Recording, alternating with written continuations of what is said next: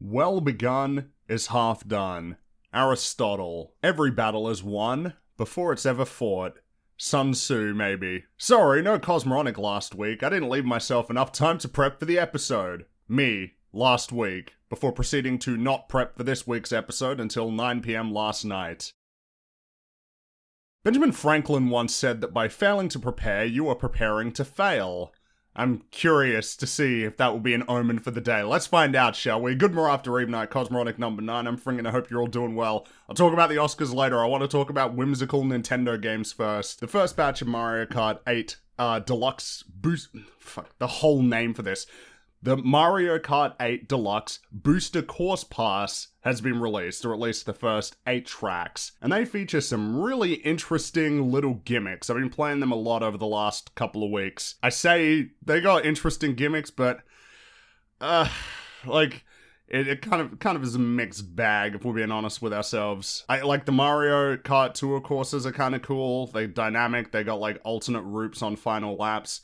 I believe the Ninja Hideaway is a totally brand new map, and that feels very much gimmicky, but in a good way. Moving platforms, the environment sort of shifts, the race is happening on 2 levels throughout the whole thing. It's pretty cool, and most of the returning tracks are fun. I don't know why they brought back Toad Circuit from Mario Kart 7. Feels like a weird inclusion considering how banal it is, but, I mean, something I'm pretty sure we've all noticed at this point in those tracks. No anti-gravity sections is a strange omission. Feels weird. Like the main gimmick of Mario Kart 8 is just utterly absent from these new courses, which... It's kind of hard not to get the impression from that it's a matter of pulling the courses directly from the other games. I guess bar Ninja Hideaway. That's a lot easier and more straightforward as a task than, you know, having to redesign them to incorporate the new well, at this point, 8-year-old game, the new mechanics from the 8-year-old game into these courses. You know, it's been a long time since Mario Kart 8 received new content, so I mean, the novelty is welcome, but a sense of cheapness pervades the booster course pass. Like, these levels just aren't as detailed and innovative as the original Mario Kart 8 courses. They're just not. The tour courses are kind of unique. I like Ninja Hideaway, but the lack of anti-gravity sections kind of stands out. And I mean, the new courses look nice. They certainly do look nice, but... You know, that simplistic art style does clash a bit with the more detailed graphics of the base game. The new courses, for any of you who haven't seen them, they sort of have this very simplified, really like an absence of sort of realistic textures. They're going for a very cartoony kind of like Play-Doh pastel style.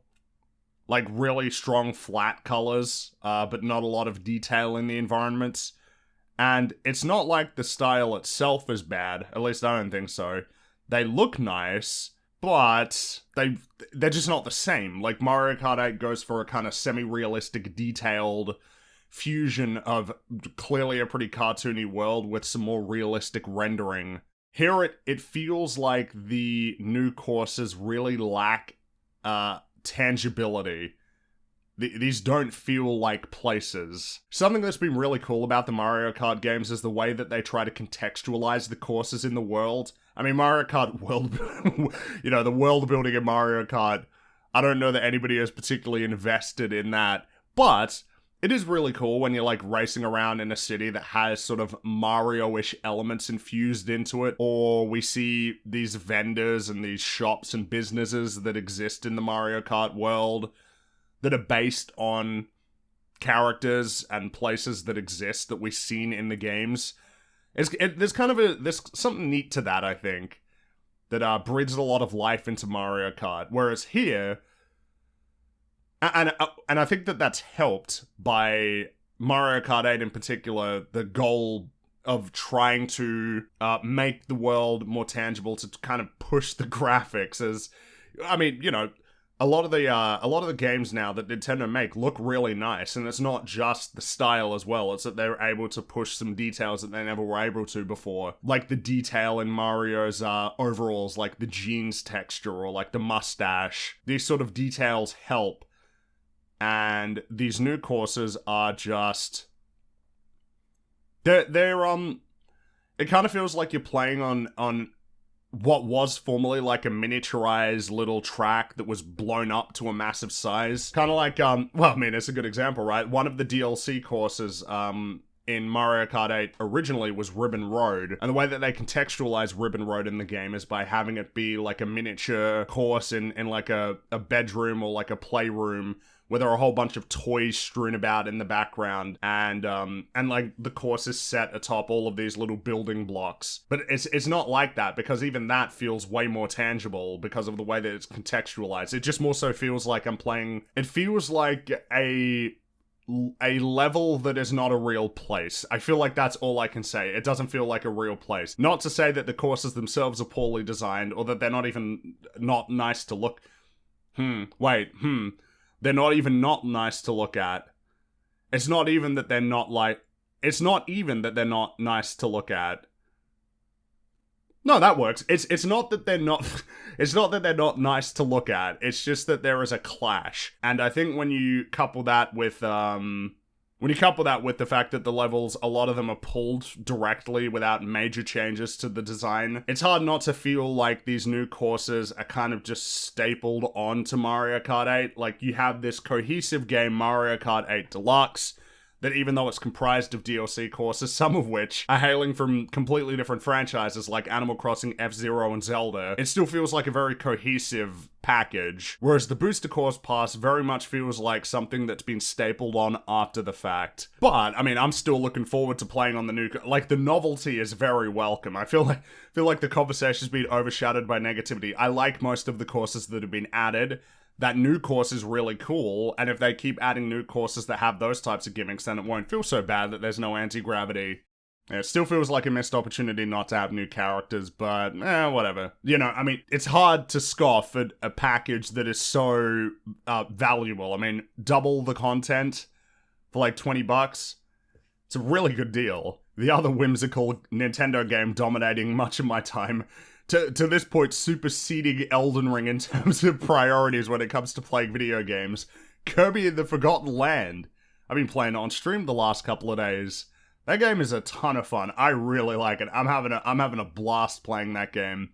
My first Kirby game, which is interesting considering that from what I understand, it's like the most innovative game in the series. It strays the furthest away from the other Kirby games. There's a core there for sure, but this is like the first 3D Kirby game in the series. I've seen a lot of comparisons drawn to Super Mario Odyssey. I can totally see that, but I guess it is hard to tell from my perspective how true that is, considering that Kirby's always been able to like absorb and copy abilities. But I can see that. I can see the comparison. I've had an interest in playing Kirby games for a little while now after I found out that the lore behind that series is way more complex than one might think. I remember I watched a video that was talking about like the history of Meta Knights, and then it was diving deep into this like eldritch lore and all of these crazy feuds and these like character arcs that these guys are going on. Apparently King DDD is a very complex villain. I think the game that I want to play specifically, I found out the other day, is Kirby Superstar, which is on Nintendo Switch Online, fortunately. Where Meta Knight is like the bad guy, and then he has all of these conversations with Kirby as the mission is progressing, advancing the plot. I watched the video and it was talking about all of the crazy lore in the Kirby series and how it has like these characters who are going on these crazy like plots where they're changing, and that there are these character dynamics at play with all of these people. How King DDD is like a misunderstood villain. And that is often an anti-hero. I just find that incredibly amusing, considering that this is meant to be a game where you're a little pink ball that just runs around and saves the day. But hey, I guess it's a good thing that this game rocked up, because otherwise I think...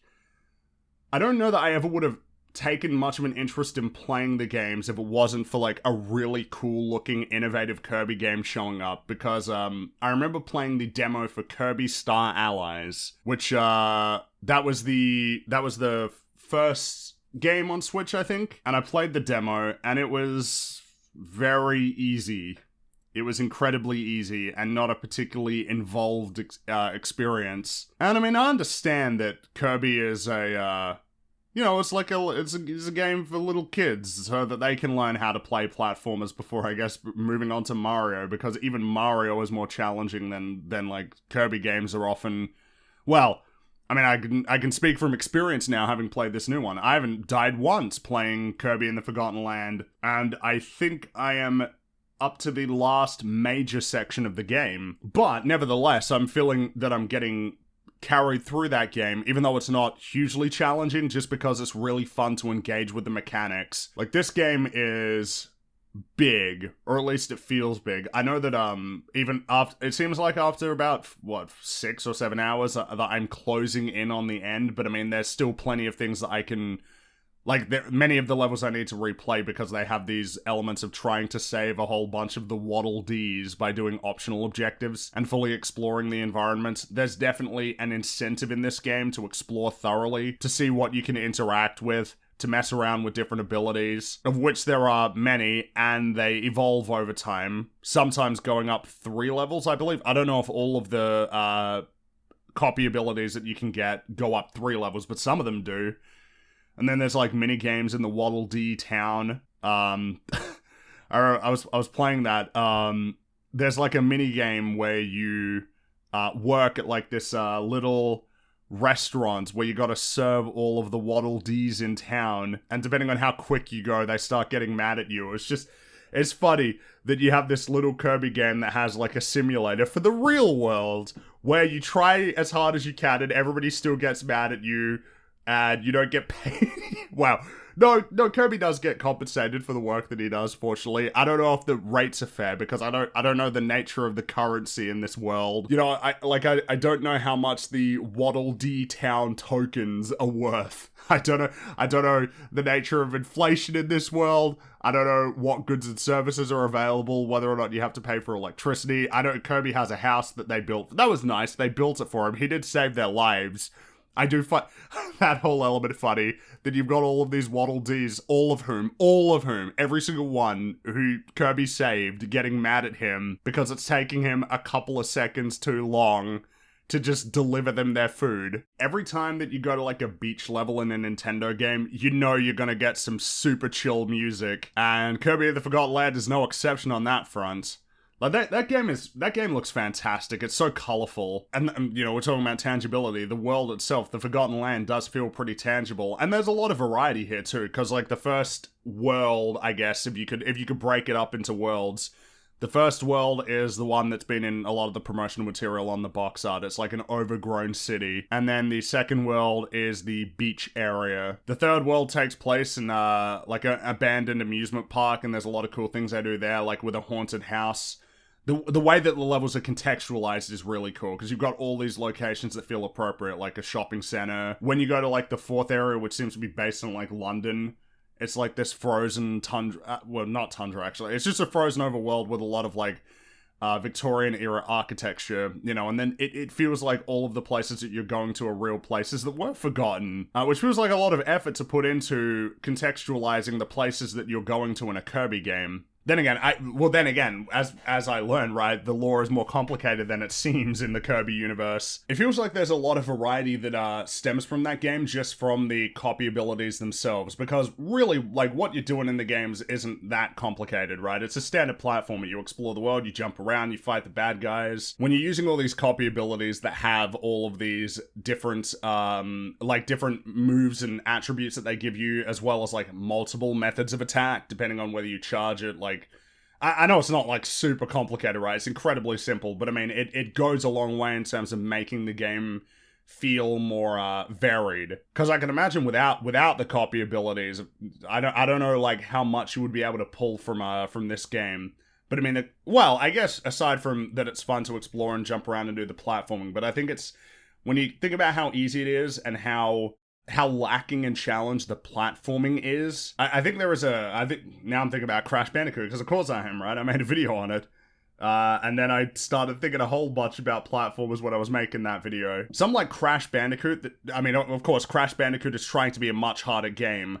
But Crash Bandicoot's challenges stem specifically from the platforming. It is hard to do the jumping and moving through the level and do so without getting hurt or falling into a pit. That's the challenge that you derive from a Crash game and from a lot of like hardcore platformers.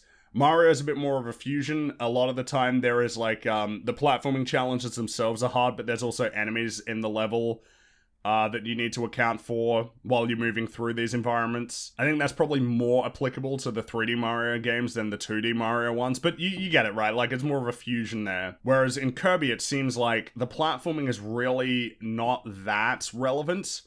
The main challenge is navigating the world and fighting the enemies that are there and not getting hurt. And I guess, you know, trying to explore the world thoroughly enough and engage with the challenges in the right way to get all of the hidden objectives and free as many Waddle Dees as possible. I guess what I'm saying is it's like welcome variety. I don't know that I've really played... I don't know if there are many platformers that like Kirby, but in a sense it feels quite unique, even though I'm not really getting much out of it by way of challenge. But I'm having a lot of fun with it because the core loop is really entertaining. So yeah, Kirby and the Forgotten Land, a lot of fun. I'm looking forward to playing more of it. On the opposite end of the spectrum, I've seen the first episode of the Halo show, and it is terrible. It's really bad. I was expecting it to be a mediocre show and a weak adaptation, but that's not the case.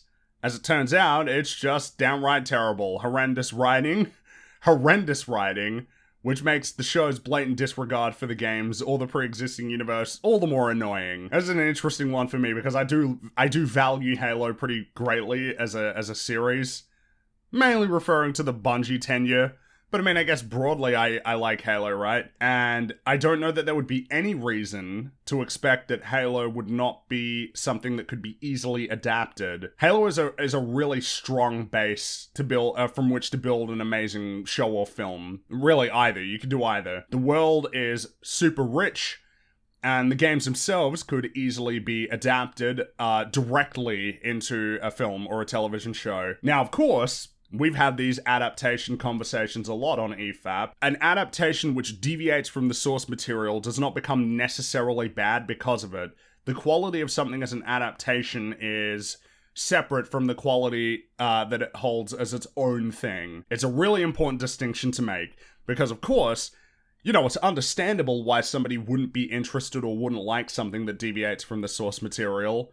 If you're a fan of something for what it is, then yeah, I mean, I can totally understand why you probably wouldn't be as interested in watching something if it starts to deviate significantly from it. But the important thing is a bad adaptation, a bad show does not make. Wait, did I screw up that?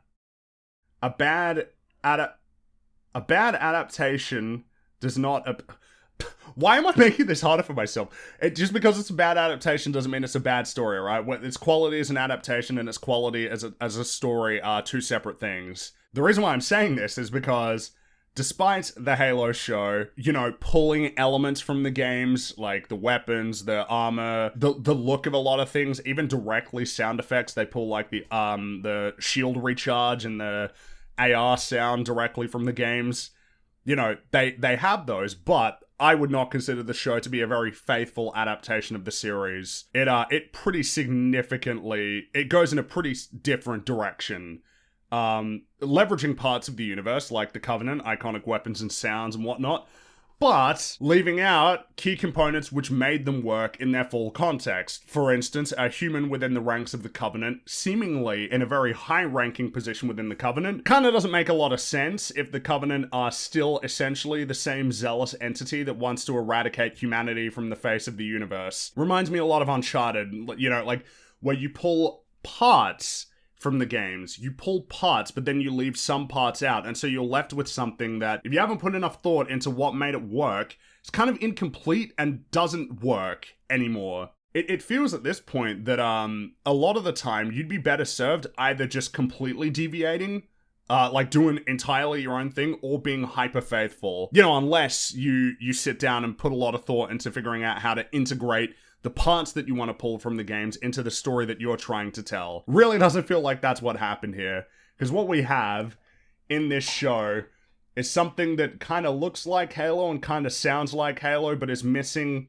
It feels... it's kind of a struggle to identify it, but there is a certain tone that is captured in the Bungie Halo games that I feel is completely absent in this show, and really has been absent, I think, for the entirety of 343's tenure. I don't know if it's the awe and mystery that is evoked by the Forerunners and their constructs. I don't know if it's the level of camp that the original games try to infuse with the more dramatic sections, like the willingness to have characters tell jokes and make quips and observations and interact in a fun way. I don't know if it's a desire to go for a greater level of complexity than the games ever really tried to, where the games had a very straightforward and understandable set of stakes, straightforward and understandable good guys and bad guys, a clear direction. I don't know what it is, but it just feels like it's absent in the show. You know, barring the pretty much the more obvious things that I think everybody's noticed by way of deviations, like Chief is a very different person in this show than he is in the games. He talks a lot in the show. A lot. And then makes some decisions, which we'll talk about in a second. I guess the point I'm trying to get at in terms of these observations is, yeah, as an adaptation, there are things it does that I don't like. But, you know, you can have strong adaptations that deviate significantly from the source material. The writing sucks. That's the problem. It's just very badly written. It was already weak in the first half. There were a lot of weak elements by way of world building and the decisions characters were making, and the way that the fights worked in terms of recognize. Like, I feel like the pretty clear example in the opening fight scene of this episode is the way that the Covenant shield, like the way that elite shields work, and shields in broadly work, is that they can only take so much damage before they have to go down and then recharge. Certain weapons, certain energy weapons will knock out shields immediately. But the idea with, like, ballistic weapons, like a standard human weapon, is that you just have to hit it with enough bullets for the shields to go down. But in the fight scene, the non-Spartan humans who are trying to fight them, their weapons just don't do shit for some reason. But then when the Spartans show up, for some reason their weapons actually start to break the shields. But, you know, that's not, you know, that's just wonky sort of in terms of establishing the stakes of action scenes, you know, not a big deal. You know, there's just weak elements in terms of world building, like a recognition of the characters that we're following of the Spartans or even the Human Covenant War. They say that it's been going on for years, and this is 2552. This is well into the future. You would think that this information would get around, that a zealous alliance of aliens are trying to exterminate humanity and they don't know. It's like, but you know, that's just like general weak stuff. Oh, and of course, when the Spartans go into a Covenant excavation site where they find a Forerunner construct, and Chief goes in with one of his, I don't know their names because they are Silver Team. It is not Blue Team, it is Silver Team. So no Linda, Fred, or Kelly. They go in and there's just an elite chilling out in the cave watching him, and then he gets to conveniently see that when a human touches the Forerunner artifact that it activates, and then he runs away, he just runs away and gets away and jumps into a banshee and flies away. You know, just, yeah, you just got your standard weak writing there. But then in the second half, oh boy, we just, to say that it plummets, I feel would be a bit of an understatement. To give you an understanding of this, oh boy, how much do I want to get into this? Now, whatever. Alright, so what happens is, there's a colony in Madrigal that's like one of these sort of not really part of the UNSC kind of insurrectionist area, and then the Covenant attack. And they basically wipe out the whole colony, but then the Spartans come in and they take out the elites, just elites, no jackals or grunts or anything, which is a bit weird. And there's one survivor, it's this girl called Quan, and so Chief, after touching the artifact, gets kind of like some of his childhood memories are unlocked, which I guess were locked away. The implication that we're left with is that the Spartans in this story are basically just robots, which is not quite how I would describe Spartans in the Bungie era of the games. Like, yeah, they were definitely efficient and level-headed and a bit cold, but I mean, you see examples in those games of Chief showing a level of warmness to other people, a reassurance to other soldiers, and friendliness with Cortana and banter with Johnson. But whatever. So he gets those memories unlocked, and he's kind of, He's doing a bit of a flume. He's like, what's going on? Everything's a bit strange. And then he's talking to this girl as they're flying back. Oh no, before that, Miranda Keyes jumps on a call, is like, hey, yeah, sorry about your whole home getting destroyed and all your friends and family getting killed. Could you do a little recording for us to tell us, you know, about how it was the Covenant and to try and rally everybody behind the UNSC? And then Kwan's like, nah, I'm not doing that. In fact, I'm gonna tell them that the Spartans did this and killed everybody. Now, something Miranda points out is that there is video evidence recorded from the helmets of the Spartans that they absolutely came there to help and save the day. But nevertheless, the stakes have been established for the second half. Kwan is gonna make the UNSC look bad, even though the UNSC have video evidence that exonerates them. And so what leadership at the UNSC decides is, nah, she's gotta go. And so they issue an order to Chief to execute her. Now, what? How is this not... What an insane conclusion to reach. Let's not bring her in for questioning to try and learn more about what happened there. Let's not try and convince her that it might just be helpful in terms of protecting other people around the galaxy to just help us out. Let's not try any of that. Hell, if we're going to present the UNSC as evil, let's not even wait for Chief to just get back, bring her in, and then kill her. Let's issue the order to Chief while he's en route back to Reach. The order itself is insane. I feel like that needs to be emphasized again. This is an insane, stupid, comically evil order. But the implication is that Chief would have followed it, or at least the Spartans in general will follow these types of orders. Because I guess we don't factor in Oni in this world. Like, the UNSC are just the bad guys and Oni is like a non-factor. Because for those of you who don't know, the way that works in Halo is the UNSC are basically just the good guys. Chief is part of UNSC, Johnson is, Lord Hood, Keyes, both Keyes. They're the good guys who are trying to save humanity. And Oni are like this weird offshoot, kind of like they're clandestine. They're the ones who do really sus stuff. And of course, the Spartan program itself is like, but the idea is that there's pretty clear good guys and bad guys. I guess the show is going for a different thing. But yeah, the order is insane. And then it gets sent to Chief. But he's been having a chat with Kwan. He's been very talkative with somebody he doesn't know, which seems inconsistent with the idea of a battle-hardened warrior. That he's just talking about these missions that he's been involved in the past. Like, very talkative and divulging information that he absolutely would be keeping to himself. Even as characterized in this show, would be keeping to himself. He gets the order, he decides he doesn't want to follow it, and so he turns off the cameras within his Pelican. UNSC find out, and they're like, oh no, we can't have that. That's no good. We're not gonna... Okay, so what we're gonna do... What we, the UNSC, are gonna do is we are going to drain, remotely, all of the oxygen out of the Pelican to kill Kwan, and we're going to drain 40%, down to 40% oxygen in Chief's suit to knock him unconscious, to prevent him from intervening. Now, you can drain the oxygen out of the Pelican, you can even drain the oxygen out of Chief's suit, but you don't have the capacity to lock his armor, even though armor lock is a thing in Halo. And also, man, like, if you... I guess you've just decided that you're going to write off ever being able to leverage, like, the greatest single asset in your military. Because Chief's never going to trust you again, right? Like, it's over. Like, you've lost Chief. He's never going to work with you now, and you're probably never even going to let him help you out anymore. You've just decided to make this incredibly bold choice based on a stupid order that never should have been issued anyway, and that even if you wanted to follow through, just get him to bring it... In any case...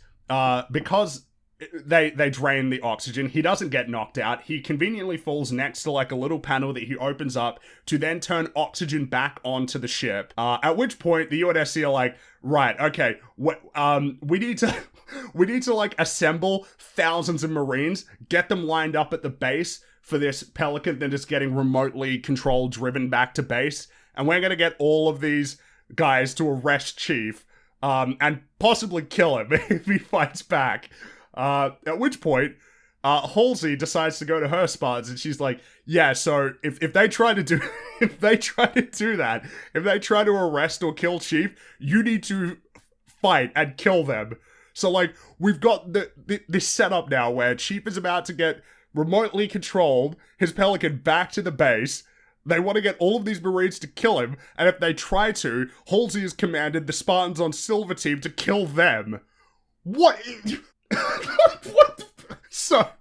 So what happens is, as the Pelicans flying in, Quan wakes up after having been knocked unconscious. She grabs the BR that Chief has, and she's like, you know, what are you doing? Like, I'm gonna shoot you. To which Chief is like, yeah, this is like Mjolnir armor. That's not gonna work. And it's like, yeah, that isn't gonna work. So then he takes off his helmet, and he's like, yeah, no, so, hey, look, I'm trying to help you, alright? What? So, yeah, Chief gets unmasked in episode 1, and the context in which he does it is insane. Because why in the world would he take his helmet off? What if she decides to shoot you? This is an incredibly bold gambit to make for someone who, as much as I can understand why you'd want to save her, because the order is insane, like, are you really going to take this risk? Because if she shoots you, it's over. She's done. If your objective is to save her, and you're a battle-hardened warrior who kind of understands the dynamics at play, why would you make this type of gambit? In any case, it works. And they're there trying to, like, remotely control and like, fix the Pelican and get it to work. But it doesn't work, and they get brought down. And the soldiers out... Oh, yeah, they shoot him... That's right, Keyes orders them to shoot a Mac gun at the Pelican to knock it down. Keyes orders them to shoot a Mac gun at a Pelican containing the Master Chief to bring him down. So what happens is the Pelican's down, and the Marines are trying to breach... Chief notices that the Forerunner artifact he retrieved from Madrigal is lying there on the ground. So, while all of this is happening, like, outside, they're all there ready to breach. Quan's there like, oh, Chief, we're in a bit of trouble here. You got a plan? And so what Chief does is he grabs the artifact, he grabs the Forerunner artifact, it unleashes an EMP that knocks out power to the whole city. The whole city. Everything gets knocked out. Every single thing. Except for their armor, which is electronic. And then, for some reason, the Forerunner artifact restores power to the Pelican, enabling Chief and Quan to escape. So apparently, a Forerunner artifact, when touched by a human, unlocks your memories, is an EMP, and somehow restores power to a piece of technology that was made 100,000 years after the Forerunner construct was made. Why in the world would a Forerunner artifact be able to interface electronically with human equipment? So yeah, it was pretty weak in the first half until it fell off a cliff right at the end. Awful. Bad, bad, bad. I get the feeling that it's not going to improve from here, that it's just going to continue going down in flames, but I can't lie, I'm morbidly curious. I get the distinct impression, from what I've seen, that it's going to be a poorly written show through and through. Fun times! So what we've been doing today is a little bit of a Chongus intro. So the last portion of the intro, yeah, the Oscars last night. Holy shit! I don't have a lot to say about the Will Smith-Chris Rock altercation that, by this stage, we've all seen. But I would hope that we can all agree that being offended by a joke is no justification for slapping a comedian on international television. Chris Rock handled that like a champ, rolled with the punch, didn't retaliate, and continued with the show. Like, I don't see how anybody can interpret him not coming out looking like the bigger man in that situation. Yeah, that's it. I got nothing else. There's really nothing that needs to be said. Insane. Absolutely insane. Thus concludes our 30-plus minute intro. Woohoo, we did it! Yay! Spider-Man No Way Home is out on Blu-ray, and if what's been bombarding my Twitter feed over the last couple of weeks is any indication, it would seem as though the tide has turned on that film. Though little of the criticism I've seen has been pertaining to the writing. It seems like the cool thing to do right now is just shit on how No Way Home looks. This is a whole conversation that needs having because it's just been going on for a while in other forums and in other ways. This is a conversation about, I guess, just broadly CGI, cinematography, and how that factors into the conversations we have about filmmaking. I guess first thing though, feels a bit unfair to No Way Home, right? Like, now, I would agree that there are some pretty wonky shots in No Way Home. There are definitely some wonky shots. There are some weak CGI. That is a film that was very much clearly the product of crunch, which I'm so glad to now learn, by the way, that I remember like 5 or 6 years ago making memes about how, video games released unfinished. You would never expect this in films, right? You would never expect a film to release unfinished, You go to the cinema and then the film is done. We are now in a new world where that is not the case, where a film that very much wasn't done, in terms of its visual effects and post-production, which had new shots added in with a post-launch, release patch, and then that film goes on to be like one of the most successful films of all time. I think it would be safe to conclude at this point that it is probably going to be a likely thing going forward that films are going to release with their CGI only getting finished like the week or the day before the film comes out, or even having some more of the shots worked on after the film comes out. That's going to be a trend. I don't like that, but well, I guess that's the world we live in, huh? Nevertheless, though, the film was shot during a pandemic, so was The Batman, but I think it's safe to say that No Way Home would have been logistically more complicated, and just because of the fact that it has more CGI shots. And plus, you've got many, many different actors that you have to try and coordinate being there all at once. No Way Home would have been logistically very complicated. Not to say The Batman wasn't, but, in order to make all of the claims of how bad a lot of the shots are in No Way Home, one must ignore the many great shots in No Way Home to disingenuously make the point that it looks bad overall. There are a lot of great shots in that film. There is an eye, certainly, to some of those shots. Maybe it's not the same eye that Matt Reeves had with the Batman, but isn't that interesting, though, by the way? Why is it that these two films specifically are the ones being compared? Why is it specifically that we're comparing No Way Home to the Batman? The Batman is visually exceptional, but I'm not sure why these two films are specifically being compared. Why isn't No Way Home being compared with Uncharted or The Adam Project? Why is it specifically the Batman?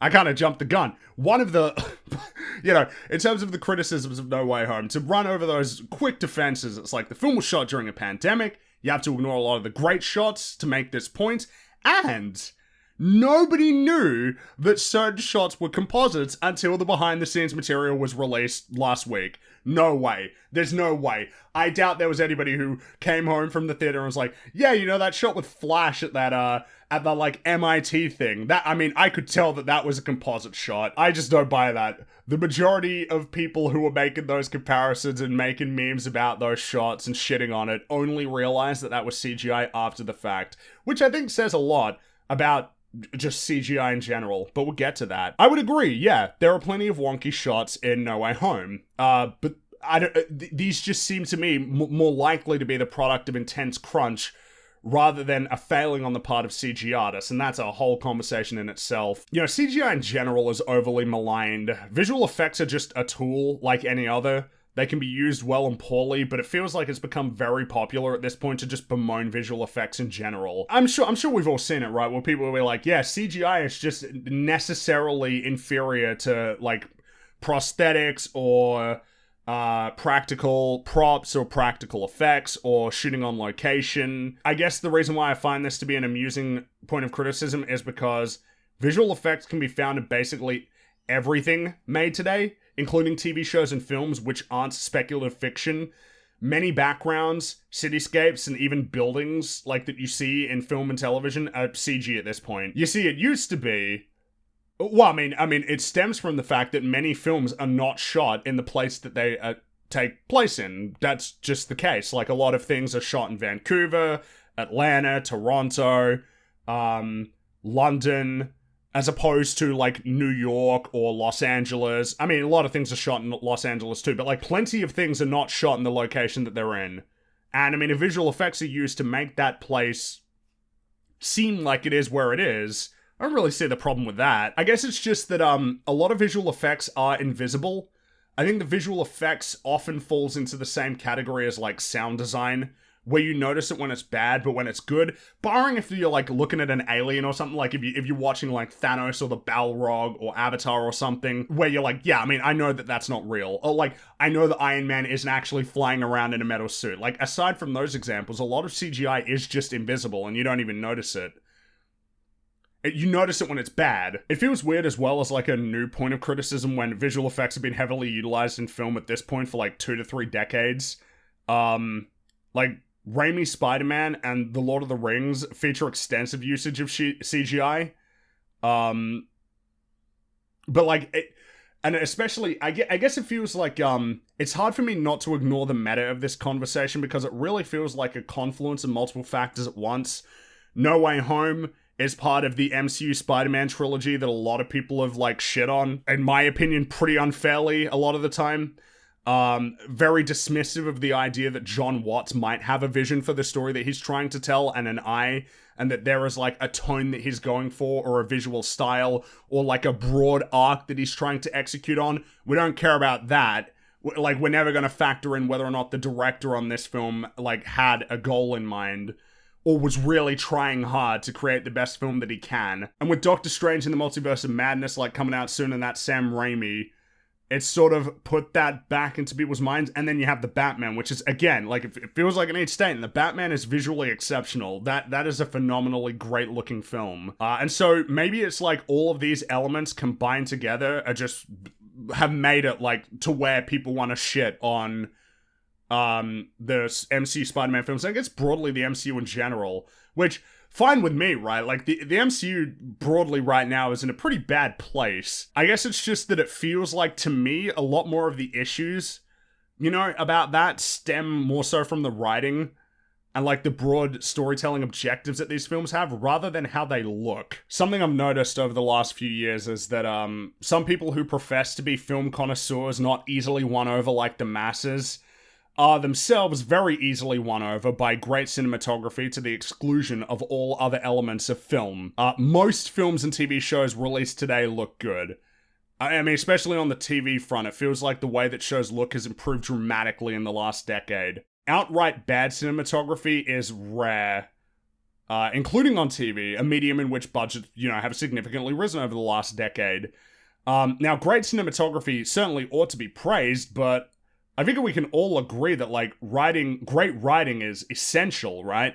Like, for all of the praise that we can heap on amazing visuals, surely when we're talking about, like, the meat of a film, it all has to, in some way, draw back down to writing. Not that, like, cinematography is like, completely superfluous or anything, or that it doesn't matter, or that the way in which a film is shot doesn't influence the storytelling, because it absolutely does. Film is a visual medium.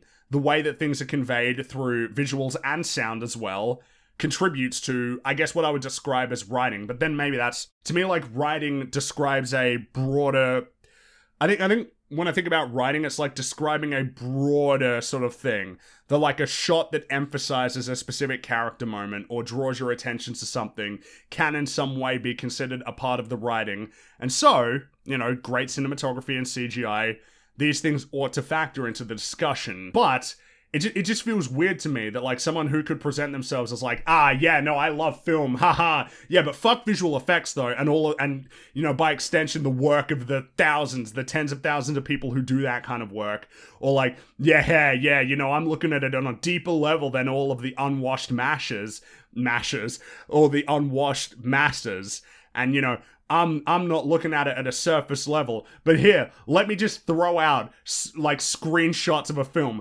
Basically, nothing pertaining to, like, the storytelling directly. I'm just gonna pull, like, a frame and then talk about how this tells me so much, to the exclusion of all the other elements of the storytelling. I don't know. It's just, like, can we... I guess to draw back to, like, the criticism of CGI, it really feels like, I'm not even sure if it's their fault, but it feels like the Plinkett criticisms of the prequels have really served to hurt this conversation.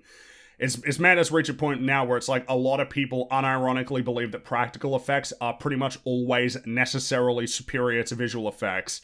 That is absurd. I don't know, is anybody seriously going to tell me that the Balrog would have been improved if it was a puppet? How exactly do you achieve certain effects practically? Like, if we want to have characters in a location that doesn't exist on Earth and is entirely alien. Like, are we meant to shoot the Mustafar fight scene at an actual volcano? And I mean, this is all ignoring that there is such a thing as bad practical effects too. There's almost like this idea that all practical effects are always going to be great because there's like the implication being that, well, it's tangible, so that's necessarily better, as though there is no way to achieve tangibility through visual effects. Thanos feels tangible. Like, Thanos is an incredibly... I mean, hell, we can even draw it further back. Like, Avatar, that's still a good-looking film. There is definitely a sense of tangibility to Pandora and the characters who exist within it. And it feels like, we ignore a lot of the strides that are made. We ignore a lot of the strides that are made in terms of technology that is only going to be achieved when everybody is pushing to advance the technology. I think I've talked about this before because it was something that's come up in relation to animated films, and we'll get back to that point later. How, like, the films will, because you're solving challenges that you've never had to deal with before, you need to develop new technologies to account for it. So, like, Monsters, Inc., in order to create Sully, they needed to figure out new solutions for hair and fur. Cars needed ray tracing, like it was the first film to utilize ray tracing because of the reflections that you get off of the vehicles. All of these, like, advancements that happen, that's really cool. I don't want to dismiss the work that goes into that. And now that it is on my mind, it feels weird that there is, like, this broad criticism of CGI, like computer-generated imagery. That is what it means, computer-generated imagery. 3D animated films are computer-generated imagery. Ideally and hopefully, we're not going to be dismissing all of the effort that goes into that, or just the merits of that as a form of creative expression. Hopefully, now that we're seeing, like, more films that are more animated films that are trying to push for these more stylistic styles. You know, feels hard not to credit Into the Spider-Verse for prompting this, but we've seen, like, that new Puss in Boots film, the bad guys, like, turning red, going for a different style too. Like, it feels like 3D animation is now feeling more...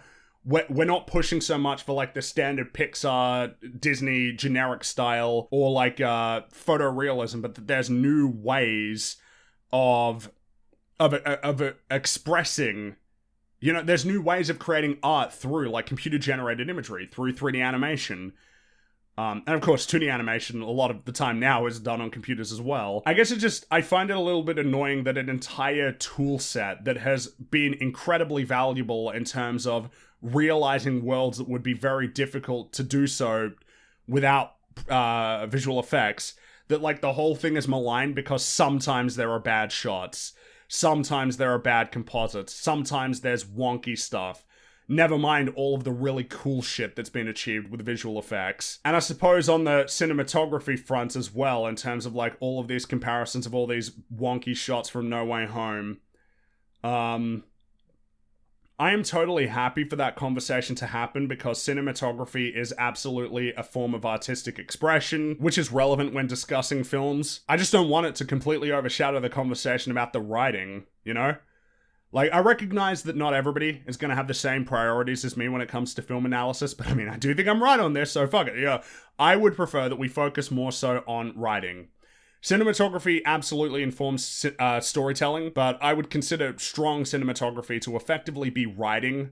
I've mentioned it before. Yeah, that's kind of how I feel. Or that it's an aspect of filmmaking which bolsters strong writing. Like, great cinematography in a film with a weak plot, it's like, well, at least it looks nice, but the story sucks. It's kind of hard to overcome that, right? Like, a strong script, I believe, bolsters everything. It is, like, the most important part of storytelling. It's the universal part of storytelling in all of its forms. Writing, in some shape or form, is at the heart of it. When the conversation around CGI and cinematography just overshadows writing, I can't help but feel like we're ignoring a hugely important component of the craft. And I mean, I guess part of me is cynical that it feels like a lot of people are just looking to get dunks on, they're just looking for quick dunks. Then again, I guess this says more about, like, I don't know what kind of conversation we're really going to get on Twitter. You know, are we really going to get a super duper in-depth conversation about these topics on, like, Twitter, where everybody's looking for clicks and dunks? I guess part of my frustration with all of this stems from the fact that I think that visual effects artists deserve more recognition. Their work is valuable, it's hard, There's some. It seems based on things that you hear about the industry that they are overworked, underpaid, that their work just isn't appreciated as much as it should be, considering how much technical skill and effort goes into it. Maybe it stems from the fact that I'm immersed in video games and have an interest in video games, and that has meant that I've just got more, I guess, more of my focus more so has been directed towards, in some way, the technical aspects of these crafts and how much work goes into it and advancing the technologies. I don't know, can we just talk about the writing? That's the conversation I want to have. Well, that does it for me this week. Thank you very much for hanging out. This was Cosmoronic number 9. I'm Fringin', I'll catch you all next time.